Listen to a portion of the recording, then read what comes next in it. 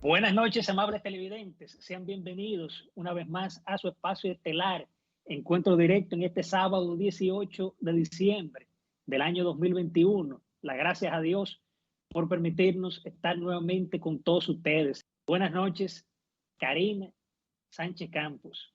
Buenas noches, Ramón Núñez Fernández, y a toda nuestra fiel teleaudiencia que sintonice este espacio, encuentro directo, con todo lo que va generando noticias en el país y el resto del mundo. Sin duda, ya concluyendo este año 2021, vemos matices más concretos en torno a la lucha contra la corrupción.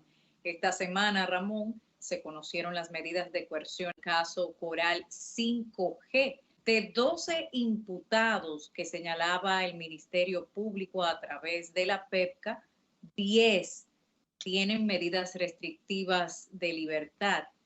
Al mejor estilo de Girón, en el pasado mes de abril, hay 2 de los imputados en este caso Coral 5G que parecen seguir los mismos pasos, cooperando con las autoridades para poder entonces llegar al meollo de esta estructura corrupta, porque le han concedido presentación periódica y el impedimento de salida del país. La prisión preventiva fue por 18 meses, impuesta a los generales Bonerges Reyes Batista, Juan Carlos Torres Robiú, así como al mayor José Manuel Rosario Pirón de la Policía Nacional, al capitán de navío Franklin Antonio Mata Flores y al coronel Yehudi Blandesmil Guzmán Alcántara.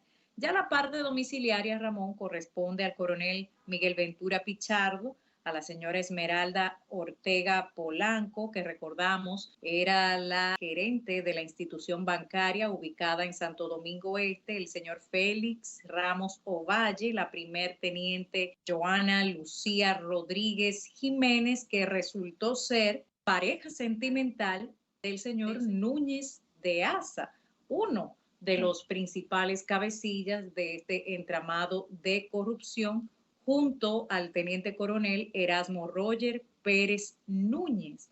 De manera, Ramón, que ahí tenemos un panorama que, en palabras del magistrado Wilson Camacho, titular de la PEPCA, esta decisión de que 10 de estos 12 imputados presentados por el Ministerio Público se debe a la solidez de las acusaciones de este organismo persecutor y que la lucha contra la corrupción avanza en República Dominicana. Exacto. Lo cierto, Karina, es que la PEPCA sigue sorprendiendo con el caso de que sigue la pesca con todos estos casos de corrupción y de impunidad. Y ciertamente, también la jueza en ese sentido acogió lo que fue este caso del pedimento del Ministerio Público, y el caso fue declarado complejo. Recordemos que este grupo, en el caso de Torre Robiú y los otros 3 implicados, se le acusa asociación de malhechores, estafa contra el Estado, coalición de funcionarios, falsificación de documentos públicos, lavado de activos provenientes de actos de corrupción, porte y tenencia de armas ilegales. También el tribunal, con el caso, será el primer juzgado de la instrucción del Distrito Nacional, y la revisión obligatoria fue fijada para el 14 de marzo del año 2022. En el caso, por ejemplo, Karina, de el general Julio Camilo de los Santos Viola, se conocerá medida de coerción en otra audiencia cuando la Corte de Apelación del Distrito Nacional decida sobre recusación a la jueza Romero. Y precisamente a los pasos de estas pesquisas con el caso ahora Coral 5G, el Ministerio Público solicitó variar la medida de coerción a 4 de los 12 imputados acusados en el caso Coral 5G por arresto domiciliario, luego de que estos 4 imputados mostraran una conducta de aceptar los hechos ante el tribunal. La red de corrupción desmantelada con las operaciones tanto Coral como Coral 5G movieron al menos 4.500 millones de pesos fraudulentamente según ha establecido el Ministerio Público durante las investigaciones, y junto a la medida de coerción, este órgano del sistema de justicia depositó, Ramón, más de 700 pruebas que vinculan a los imputados a este entramado de corrupción administrativa. La operación Coral 5G se ejecutó con 49 allanamientos en el Distrito Nacional y las provincias Santo Domingo, Santiago y La Vega, en una acción sincronizada dirigida por los procuradores adjuntos Jenny Berenice Reynoso y Wilson Camacho, responsables de la Dirección General de Persecución del Ministerio Público y la PEPCA. Estas nuevas acciones contra la corrupción administrativa se suman a las realizadas por la Operación Coral originalmente, por la que también desde mayo pasado cumplen prisión preventiva de 18 meses varios miembros de la Policía Nacional y organismos castrenses. Mira, por otra parte, Karina, hay una famosa canción de Juan Luis Guerra que dice "Buscando visa para un sueño". Y ciertamente fue la tragedia que ocurrió y ha sido noticia esta misma semana, y fue lo de Chiapas, que llegó a Baní. Justamente un furgón lleno de indocumentados que aspiraban, por ejemplo, ingresar desde los Estados Unidos, vio la provincia de Chiapas y se volcó y provocó la muerte de 56 personas y varios heridos. Pero resulta que en ese viaje están alrededor de 22 dominicanos que lamentablemente oriundos de diferentes comunidades de la provincia de Peravia. Hasta ahora fallecieron 8, hay varios heridos y un desaparecido. Ahora, en Baní, Karina, se llora las víctimas, pero sin sus cadáveres. Y solo se está velando el cadáver de una señora de 52 años, llamada Raquel Pérez, que justamente al enterarse de que su hija resultó herida, ella lamentablemente cayó fulminada de un infarto, preocupada por esa misma situación.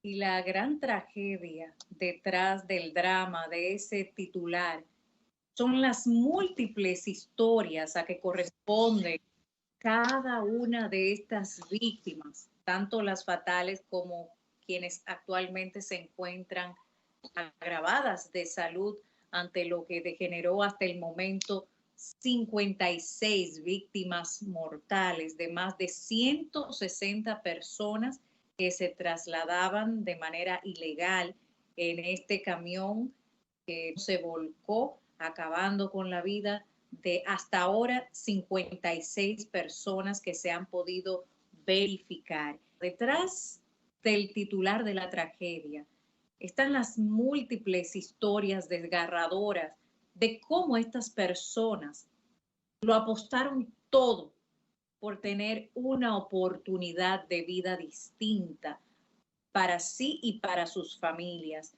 Por citar uno de tantos casos que hoy se llora en la República Dominicana, está el caso del señor Juan Alberto Soto, un electricista de Baní, República Dominicana, quien horas antes de morir en este accidente del camión en Chiapas, México, le decía a su comadre: yo estoy bien, encárguese de los muchachos.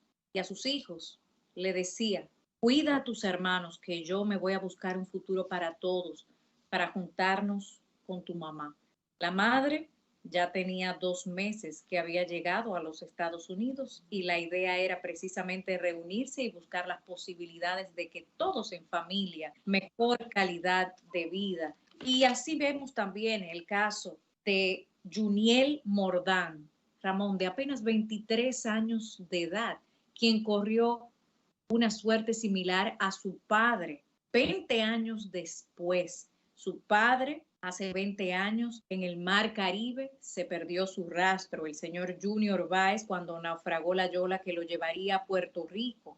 Y hoy el colmado donde cuelga su fotografía, por ser propietario para ese entonces, tiene velones encendidos por el descanso de su hijo, a quien había dejado con apenas 3 años de edad, y 20 años más tarde emprende una travesía que le lleva a igual destino fatídico. Son tantas las historias desgarradoras a raíz de esto acontecido en Chiapas, México. es también lo que hacen estas personas para lograr los recursos económicos que le permitan realizar la travesía en cuestión. El padre de una de estas víctimas dice que logró recaudar 1.200.000 pesos que se le pagan a personas que ni siquiera pueden ser identificadas. Por eso esa mafia continúa. Y miren que a precio de su propia vida. Hablaron de otros casos en donde se hipotecó la casa, el vehículo, todo lo que tenían, pero lamentablemente fue fatídico el destino. Bien, Karina, nos vamos a una pausa comercial y en breve retornamos con el segundo bloque de comentarios.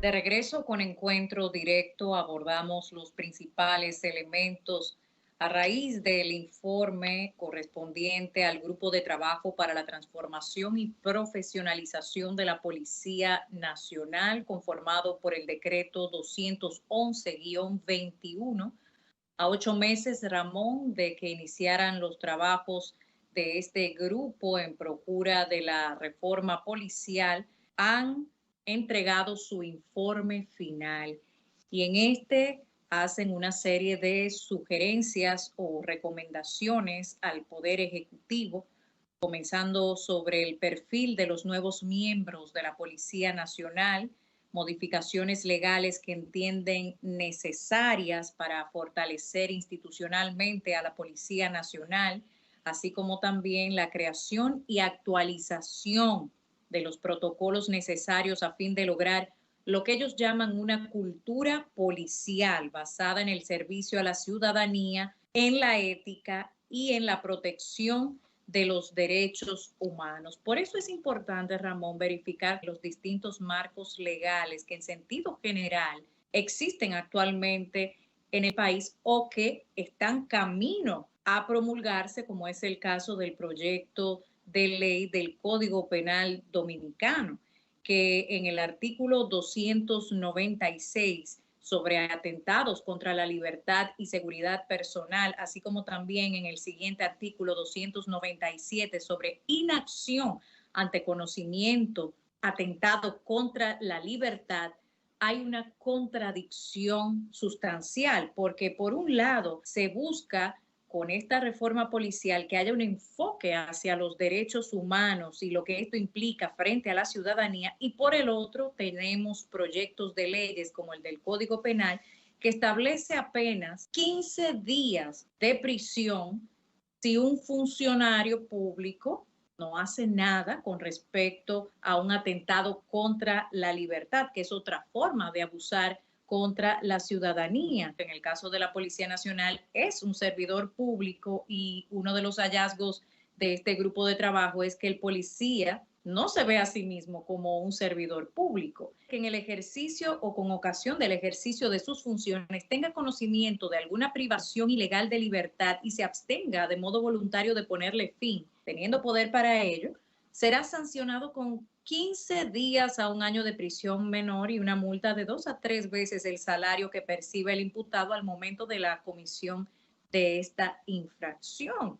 Y es lo que te dice claramente, Ramón, que no se debe revisar solamente lo que hasta ahora está establecido por el mismo organismo de la Policía Nacional, porque si tenemos un código penal que se aprueba bajo esos términos, con 15 días, básicamente es una motivación a no hacer absolutamente nada frente al conocimiento de un atentado contra la libertad, y tenemos a un funcionario público, en este caso un servidor en la Policía Nacional, que tiene carta blanca para poder hacerlo, entonces tenemos resultados aterradores. Exacto. En esta mesa de trabajo que designó el presidente de la República, Luis Abinader, que fue encabezada por el doctor Servio Tulio Cataño Guzmán, ellos entregaron un voluminoso, pudiera decirse, informe, en la cual se destaca algo que siempre se ha hablado, lo que es la mejoría salarial, el sistema de escalafón que permite los ascensos sin privilegio y amiguismo, el requisito para ingresar a la institución, mayor preparación, tecnología, equipo de transporte y otros.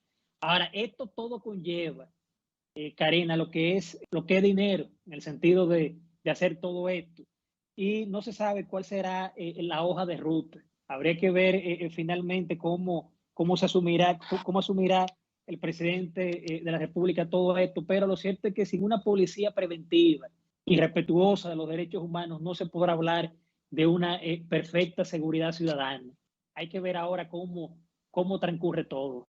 Ese informe final corresponde exclusivamente a informaciones recabadas de la propia institución y de lo que en un sentido muy básico se correspondería con la visión a futuro de los miembros de la Policía Nacional. Por eso, de alguna manera, ellos buscaron que en 3 subgrupos se reuniera la realidad que hay frente a esta esperada reforma. En primer lugar, el capital humano, la estructura y desarrollo organizacional y la reforma del marco legal, con lo cual hay que tener mucho cuidado, Ramón, porque muchas veces no es necesario y es más el riesgo que el beneficio.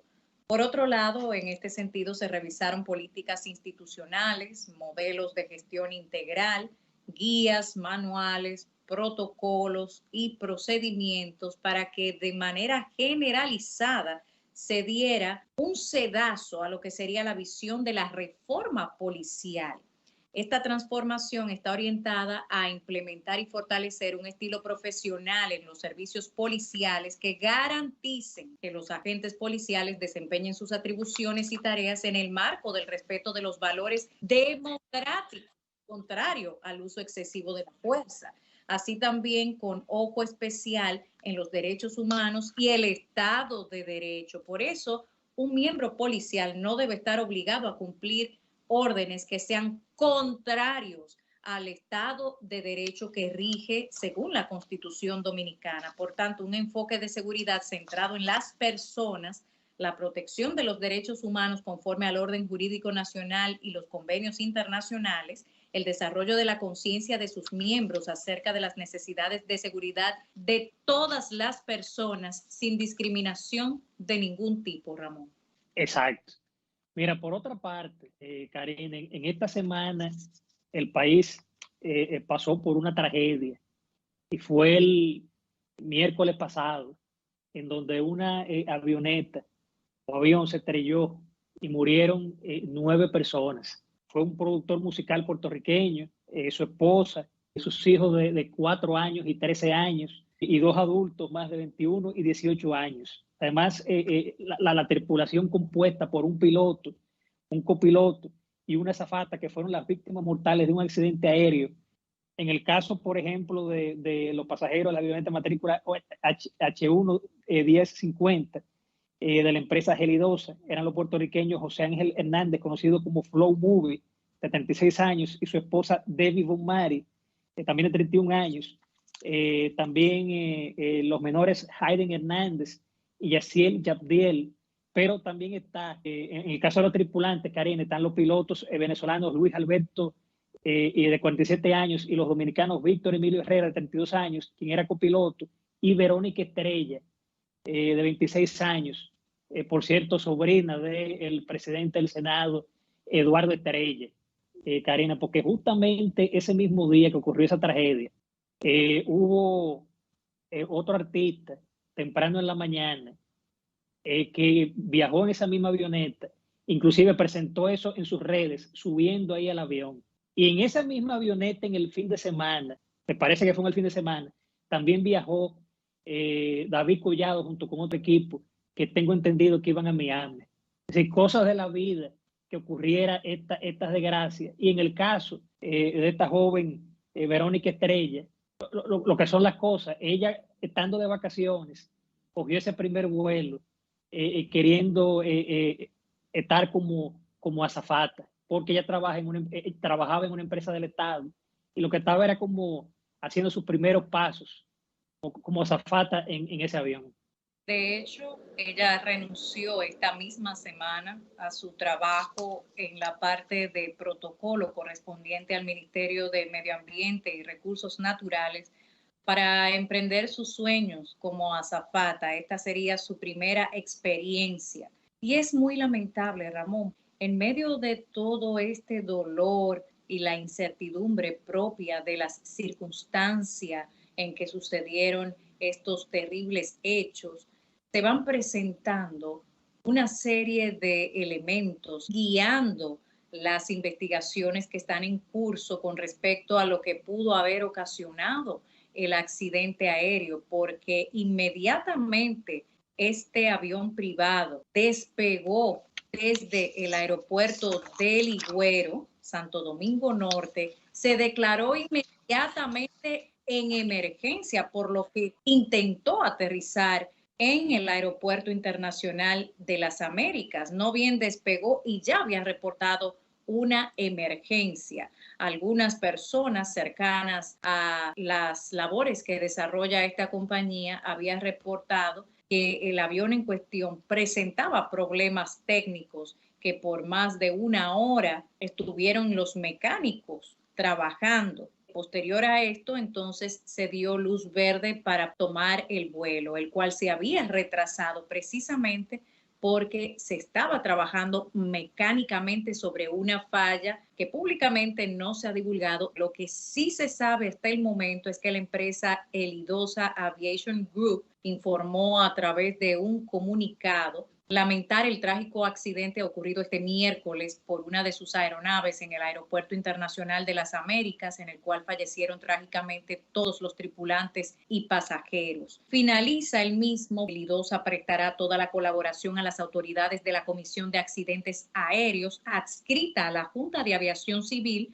que preside el doctor José Marte Piantini, según lo establece la ley. También se pudo recuperar la caja negra que contiene la grabación donde se podrían escuchar las conversaciones del piloto con la torre de control del aeropuerto, así como las condiciones de la aeronave al momento de precipitarse a tierra. De acuerdo con los detalles, antes del accidente, este piloto se comunicó en varias ocasiones con el controlador aéreo de servicio en la torre de control del Aeropuerto Internacional de las Américas, reportando la situación del avión. Desde el lugar donde cayó la aeronave, en un área boscosa de la parte suroeste de la terminal de este aeropuerto, en la cabecera 35 de la pista de aterrizaje, la pieza considerada clave en las investigaciones fue trasladada a la Comisión Investigadora de Accidentes de Aviación. Bueno, Karina, nos vamos a una pausa comercial y en breve retornamos con la entrevista estelar que nos acompañará el licenciado Daniel Pou, politólogo y experto en seguridad.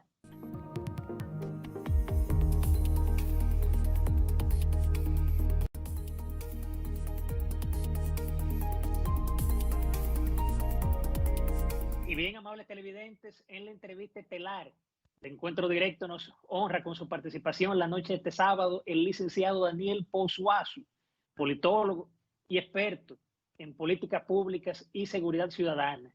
Bienvenido, licenciado Pou. Buenas noches. Buenas, yo encantado de estar con ustedes y sobre todo con esa audiencia tan leal, tan firme que sigue este programa, que es un programa de mucha calidad. Gracias. Muchísimas gracias.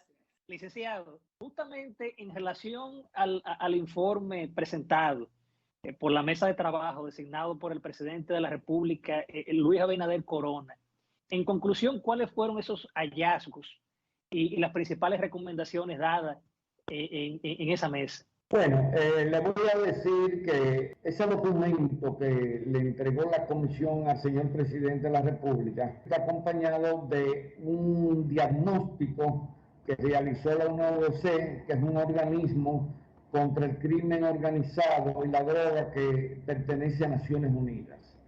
El diagnóstico es bastante amplio.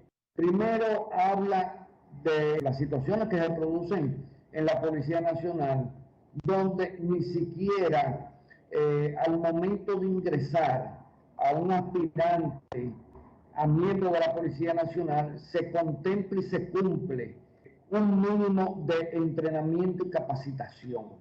Por ahí empieza. Vea, policías que apenas tienen 3 meses, que lo enseñan a manejar un arma de fuego y le dedican un tiempo interminable a cómo saludar a los superiores y a decir sí señor y sí señor, pues son lanzados a las calles sin ningún tipo de entrenamiento supervisado. Oigan bien la palabra, entrenamiento supervisado. En todos los países del mundo, el policía novicio, el conscripto, como le llaman aquí, que todavía tiene esa mentalidad militar, va acompañado por un supervisor. Primero él ve cómo trabajan ya los profesionales, le dan un adiestramiento de cómo se comporta un policía profesional frente a un ciudadano o a cualquier situación de contingencia. Y luego lo exponen a él a casos prácticos que se presentan en la realidad. Muchas veces hasta se simulan, sin que él sepa que se está simulando una escena para ver cómo interviene, pero es supervisado constantemente. Se toma nota y luego el entrenamiento trata de afianzar las debilidades que presenta ese o esos agentes.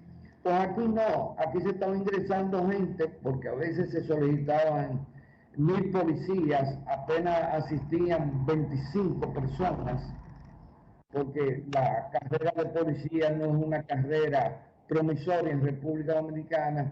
Imagínense, cuando nos presentaban 25 personas había que elegir las 25 que estaban.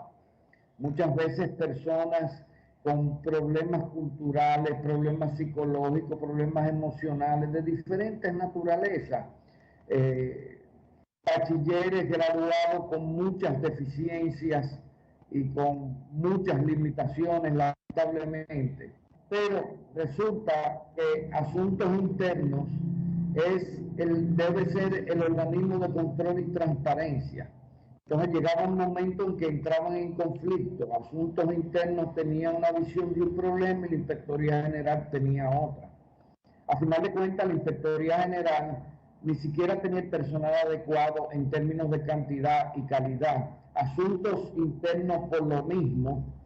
Entonces, son inspectorías que resultan más o menos virtuales, porque en términos generales no hay el instrumental, ni tecnológico, ni la capacidad humana, ni el capital humano para poder llevar a cabo sus misiones.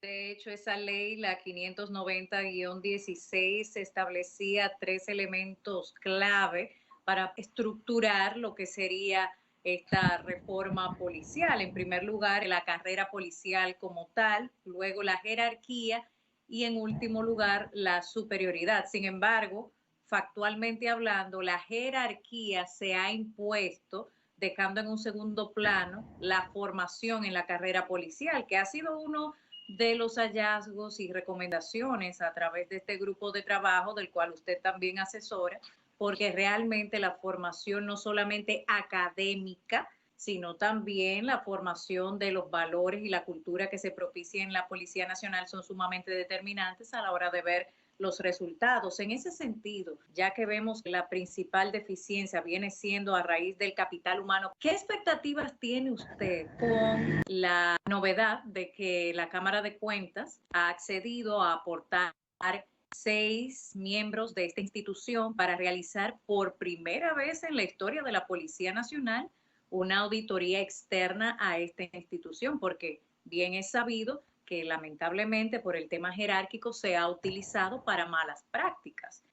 Miren, yo les puedo decir que las auditorías que se puedan practicar en la policía pueden ser actos de temeridad, porque lo que se puede encontrar ahí dentro, las malas prácticas, las deformaciones, toda una serie de aberraciones que se daban como derechos adquiridos por centavos, pueden traer situaciones mucho más escandalosas que las de los casos Coral, 5G y todos esos casos que hoy en día se ventilan en la justicia dominicana.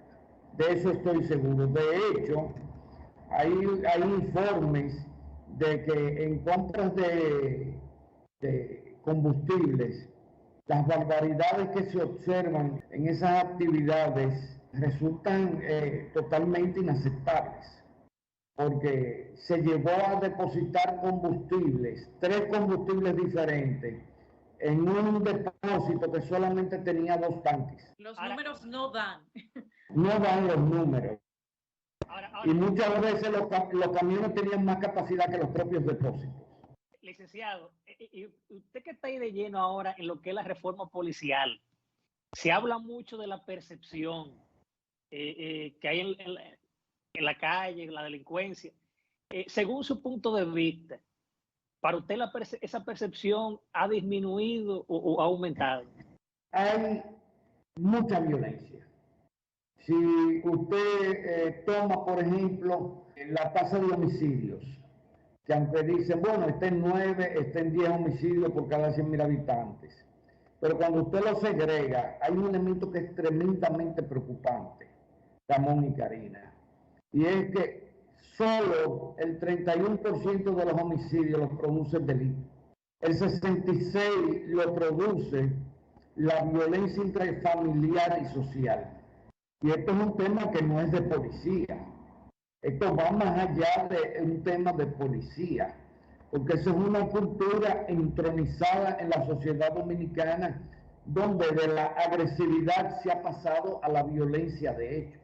Entonces, esto requiere políticas especializadas que tienen que vincularse prácticamente a todas las actividades de la vida nacional, a la educación, a la salud pública, al deporte, a las prácticas religiosas, a todo, a las prácticas lúdicas. Usted la única conclusión que puede arribar es que los dominicanos hemos decidido matarnos unos a otros. Asimismo, en el sentido de que esas estadísticas que usted refiere también marcan un indicador preocupante en torno al incremento aproximadamente en un 6% en los últimos meses de el suicidio. El suicidio. Algo lo que hay que observar. Eso le iba a decir. El suicidio se ha exacerbado en este primer semestre del año. Muchos argumentan que se debe a la pandemia, que los niveles de depresión han sido mayor, etcétera. No hay que negar esa posibilidad, pero eso es otro capítulo que el gobierno va a tener que trabajar en paralelo con el tema de la seguridad ciudadana. ¿Y saben por qué? Porque crea sinergia. Cuando la actividad delictiva reduce la vida al valor más ínfimo, el ciudadano absorbe, introyecta ese ideario de la vida y empieza a dejarle de darle importancia que tiene la vida humana. Se cosifica la vida humana y su valor. Claro, claro. Pero esto, Karina, y yo se lo he advertido a las autoridades, esto no es un problema de policía. Nosotros estamos con un problema de salud pública y cultural, donde los seres humanos hemos perdido la posibilidad de comunicarnos, resolver nuestras diferencias por la vía civilizada y desde un punto de vista de lo que es una buena convivencia. Ahora, yo también lo achaco a algo, y es la falta de formación ciudadana. Licenciado Pou, nos vamos a una pausa comercial y en breve retornamos con la entrevista estelar de Encuentro Directo.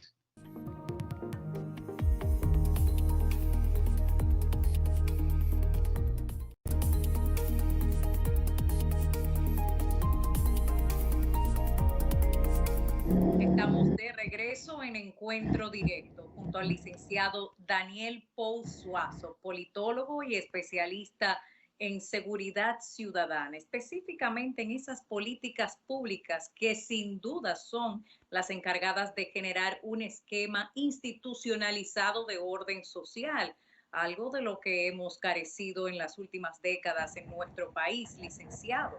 Y vamos pasando ya a la factura. En términos de políticas públicas efectivas para la seguridad ciudadana, ¿cuál entiende usted que es el talón de Aquiles para no lograr esa esperada efectividad? Bueno, lo primero es la falta de comprensión de lo que son las políticas públicas. Son apuestas a largo plazo. El principal problema es que no hay continuidad en el Estado dominicano para implementar políticas públicas. Toman años, no hay criterio tampoco de cómo se diseñan, implementan y evalúan las políticas públicas. Son el esqueleto conceptual. Ahora los programas son los que le confieren musculatura, son los músculos los que ponen ese esqueleto a caminar. Pero un programa no es efectivo ni eficiente para toda la vida, ni en todos los lugares de la geografía nacional. La política pública tiene que convertirse en cultura ciudadana, porque la ciudadanía enriquece los programas. Aparte de eso, eso requiere una división técnica del trabajo. Entonces, aquí, cuando se ha intentado implementar en el área de seguridad políticas públicas, primero confundimos la legislación con la política. La ley no es la política pública. La ley es el marco de legitimación de la política pública. Porque una política pública no puede ser tan amplia que vaya más allá de lo que la ley permite. El problema está que aquí nos concentramos más en las manifestaciones de los problemas que en las causas de los problemas. Licenciado Pousuazo, hay un tema importante, justamente, que es el tema de la seguridad. Y es el dolor de cabeza de cada presidente de turno, que es el tema de la frontera. Hemos visto muchos senadores que han dicho que por ahí pasa de todo.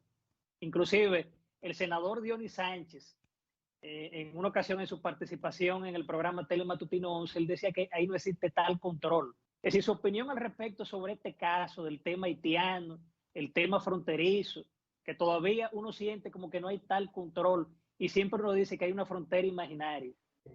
Aquí hay una concepción equivocada. Las Fuerzas Armadas deben de tener presencia en la frontera, pero en segundo plano. Lo que hay es que tener una buena policía de fronteras. Porque el problema de la frontera es un problema fundamentalmente en términos de seguridad pública.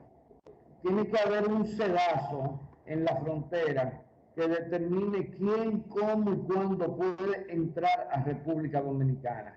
No tan solo las personas, sino las mercancías, todas las necesidades que pueden pasar de un lado a otro de una frontera. Todo lo que tenemos las Fuerzas Armadas en primer plano. Las Fuerzas Armadas están concentradas y están adiestradas para trabajar temas de la seguridad nacional. Los cuerpos especializados de policía están entrenados para trabajar los temas de seguridad pública, que es un concepto mucho más amplio que seguridad ciudadana, Karina, e involucra a todas aquellas amenazas, ya sean naturales, ya sean producidas por el hombre, que en un momento determinado pueden afectar a la población de un país. Y la migración indiscriminada es una amenaza en el aspecto económico, en el aspecto epidemiológico, en el aspecto social, en el aspecto de salud pública. El problema es que la frontera se ha convertido en un territorio de nadie, donde se hacen grandes negocios y donde hay muchos beneficiarios. Entonces, en ese interregno suceden muchas cosas que nunca son reportadas, ni conocidas, ni dilucidadas. Precisamente en el momento mismo que pasan esa frontera con la República Dominicana, se convierten en una amenaza de doble dimensión, por un lado de seguridad nacional y por el otro de las políticas públicas, de manera que sí, son una amenaza real y latente para la República Dominicana. Pero también hay otro aspecto, licenciado Pou, con respecto a esta lucha contra la corrupción y la impunidad que desde hace unos meses va tomando nuevos matices. Recientemente el presidente Abinader anunció al país la conclusión de aquel oneroso contrato de los denominados peajes sombra. Y si bien es cierto que ponen fin a una desproporción con respecto a lo que tenía que generar el pueblo dominicano en su propio perjuicio, debería darse caso o cuenta de aquella infame frase del expresidente Hipólito Mejía cuando decía no lanzar piedras hacia atrás, porque habría que ver entonces quiénes formularon ese leonino contrato en perjuicio del Estado dominicano, aunque se haya puesto un fin a este hoy en el 2021? Bueno, yo soy de los que pienso que hay que lanzar las piedras hacia atrás, Karina. Lo mal hecho, lo que afecte el interés nacional no puede engavetarse en el olvido. Y me resulta hasta irresponsable tender un manto de silencio sobre un hecho de esta naturaleza. Porque hay que saber que lo que no se castiga, pues tiende a repetirse de alguna manera. Hay que ver que ese contrato se originó en el gobierno del ingeniero Hipólito Mejía, luego se concretó en el gobierno del doctor Leonel Fernández y luego mantuvo su vigencia en el gobierno del presidente Danilo Medina. Bueno, ambos, tanto Danilo Medina como Leonel Fernández, tuvieron cada uno 2 periodos consecutivos de gobierno que fueron transversales a este contrato, porque fue donde realmente delegó en el ministro de Obras Públicas de entonces para que firmara las características de la distribución de responsabilidades, por llamarle de alguna manera, a este contrato. Generación en el gobierno de Hipólito Mejía, concreción en el gobierno de Leonel Fernández y ejecución en el de Danilo Medina. Y continuidad en el de Danilo Medina. En este país, del erario, nadie distrae 50 millones de pesos y que el presidente lo sepa. Esto es un estado policial, en el buen sentido de la palabra, donde el presidente tiene una concentración de poder. Ahora, yo lo que creo que tenemos que empezar a ciudadanizar el poder, que así como el ciudadano común paga por los desafueros, las infracciones, los ilícitos que comete, también las élites del poder deben de pagar por eso. No estoy hablando de condenas por aclamación, estoy hablando del debido proceso. Y volviendo con este tema de la reforma policial, ¿usted cree, según su punto de vista, que luego de esa tan anunciada reforma, usted cree que realmente se mejoraría? Mira, Ramón, esto que se le ha entregado al presidente es la plataforma para realizar la reforma. Ahora es que viene realmente la parte donde todos los pros y los contras van a confluir en el vórtice de la transformación, porque no es reforma. Usted reforma lo que funciona con defecto, pero lo que niega su esencia, usted tiene que transformarlo. Debe producir la sinergia necesaria para que en la medida en que se vayan implementando las intervenciones, las modificaciones y que se vayan erradicando las viejas prácticas, se vayan creando los elementos necesarios para continuar. Colombia tiene 20 años, señores, transformando su policía. Lo que hay que hacer es no diseminar el pesimismo como han hecho muchas personas, porque eso es una manera de sabotaje, muchas veces muy sutil, que practican sectores que no quieren la transformación de la policía. Entonces, ya no para la policía no tiene que estar recibiendo ni suplidores de bota, ni de uniforme, ni de pertrecho, porque eso realmente no son competencias de un director de la policía. Lo nombran ahí para garantizar la función policial que radica en que los ciudadanos vivan en paz, puedan disfrutar sus derechos fundamentales de manera plena y que haya armonía y buena convivencia. Hemos, sin duda alguna, padecido lo que sucede cuando las políticas se politizan, pasan factura en perjuicio ciudadano. Ahora bien, en el plano político dominicano, le presento 2 casos para que por favor lo ponga en su correcto lugar y lo que podría implicar de frente a la ciudadanía. Por un lado, el PRM, partido oficialista, recientemente perdió las elecciones en la ADP, el Colegio de Abogados de la República Dominicana. Sin embargo, tiene a su favor ser el partido oficialista. ¿A qué se debe esto? Y por el otro lado, el otrora partido hegemónico PLD ahora parece hacer una apuesta nueva vez hacia la figura de Margarita Cedeño como una posible candidata presidencial. Estos dos escenarios, ¿cómo dejan a la República Dominicana en el escenario político electoral? Una de las características del gobierno de Luis Abinader es que ha llegado al poder sin tener una estructura robusta como partido político para sustentarse. De hecho, si usted observaba el proceso electoral, en muchos lugares el PRM no tenía quien postular y realizó alianzas con el partido del doctor Leonel Fernández para poder llevar senadores, diputados, alcaldes que fueran mínimamente potables y conocidos. Claro, ¿qué le ha sucedido al PRM? Que gana unas elecciones y en vez de dedicarse a construir el partido, ahora tienen que regir los destinos del país.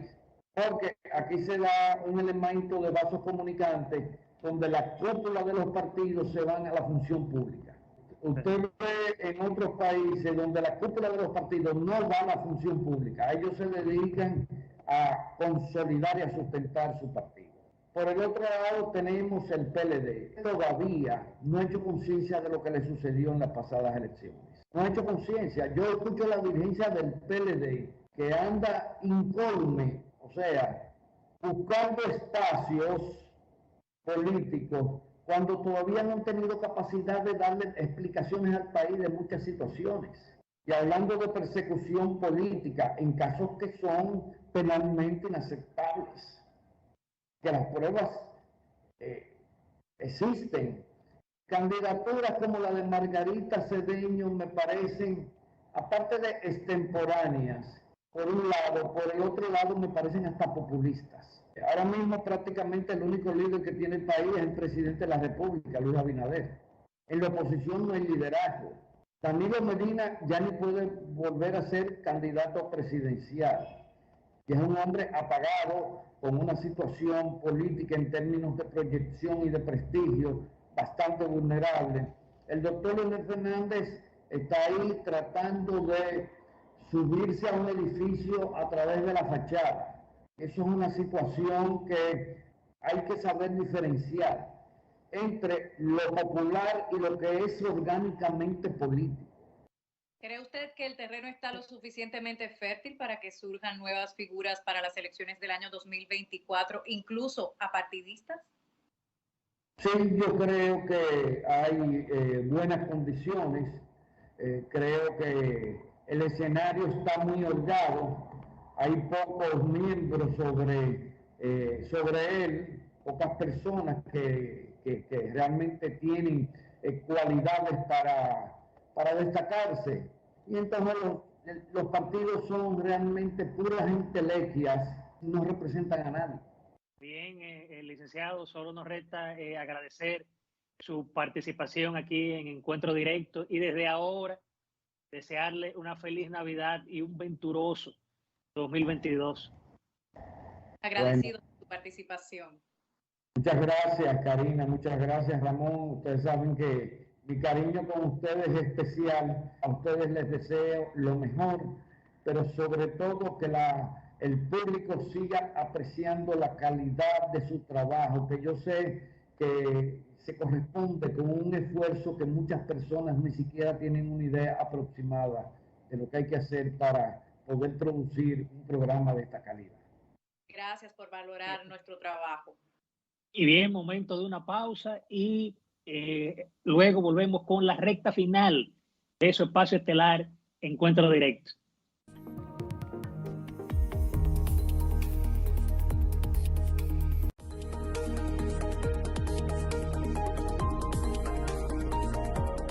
Falta mucho alfabeto griego por recorrer, apenas la 15ª letra en escena, impulsada con un pánico injustificado, de acuerdo a la propia doctora sudafricana que descubrió esta nueva variante, cuyas fácticas características exponen lo obvio, como refería anteriormente con el anagrama de la misma, moronic en inglés.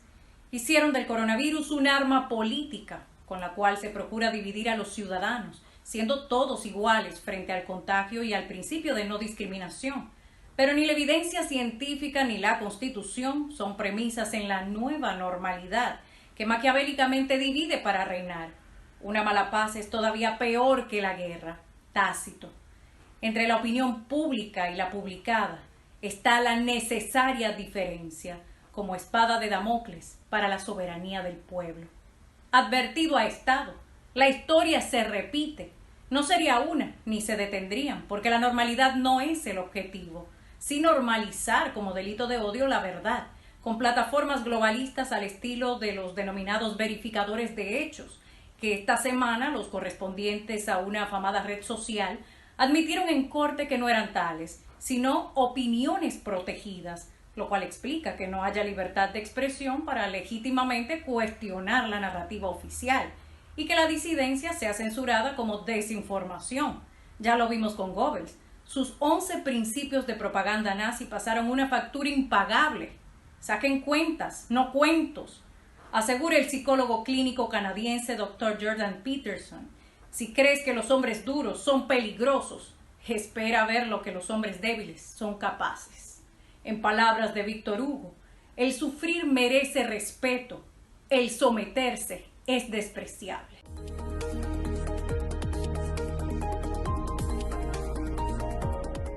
Y bien, amables televidentes, hemos llegado a la recta final de su espacio estelar, Encuentro Directo.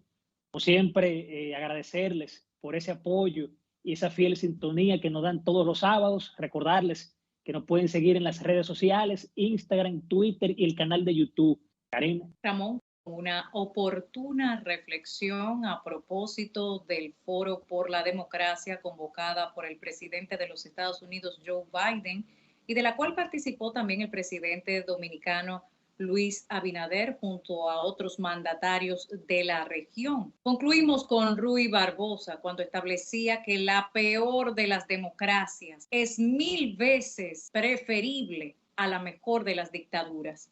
Buen fin de semana.